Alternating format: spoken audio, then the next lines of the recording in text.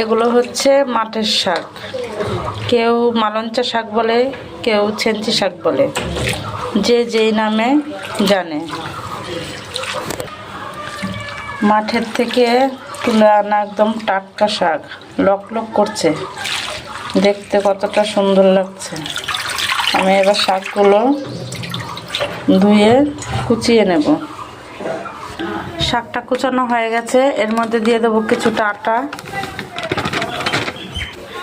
এখানে আছে পেঁয়াজ কুচি, আদা কুচি, রসুন কুচি, লঙ্কা কুচি, সব কিছু একসাথে দিয়ে দেবো। কালো জিরে, জোয়ান, পরিমাণ মতো লবণ, হলুদ, তার সাথে দেবো 2টো ডিম।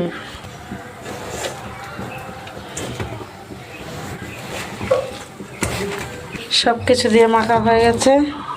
আমি কিন্তু এর মধ্যে জল দেইনি, শাকের যে জলটা ছিল তাতেই মাখা হয়ে গেছে। এবার দিয়ে দেবো কড়াইতে তেল। কড়াই পুরো গরম হয়ে গেছে।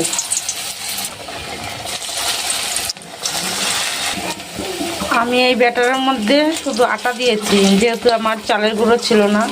চালের গুঁড়ো মিক্সড করে দিলে আর একটু ভালো হতো। গ্যাসের আগুনটা লো ফ্লেমে দিয়ে ভাজলে দেখো কত সুন্দর হয়েছে, মচমচে হয়। লাল লাল করে ভেজে নিয়েছি।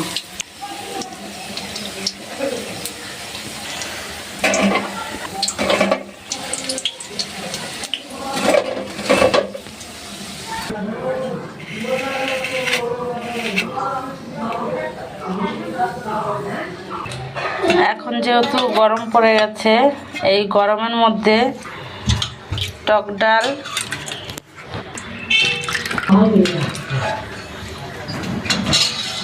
তার সাথে মাঠের শাকের বড়া, আর সাথে আছে আলু ভাজা। এই গরমে এই সিম্পল খাবারগুলোই বেটার মনে করি, কারণ ওয়েদার যখন চেঞ্জ হয়েছে, এখন বেশি মশলা জাতীয় খাবার না খাওয়াটাই ভালো। তাতে নিজের সেফ থাকা যায়। এটা হলো আমার কর্তা মশাইয়ের খাবার, রেডি করে রাখলাম।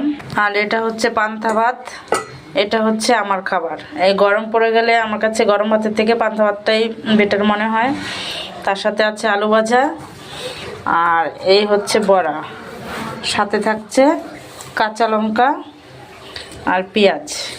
এটা হলো আমার খাবার। বড়াগুলো ভেজেছিলাম, এই দেখো কতটা মুচমুচে হয়েছে।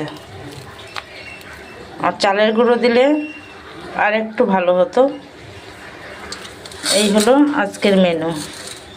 এটা আমার পান্তা ভাত, এটা কর্তা মশাইয়ের গরম ভাত। আজকের মেনু দিয়ে ভিডিওটা এখানেই সমাপ্ত করলাম।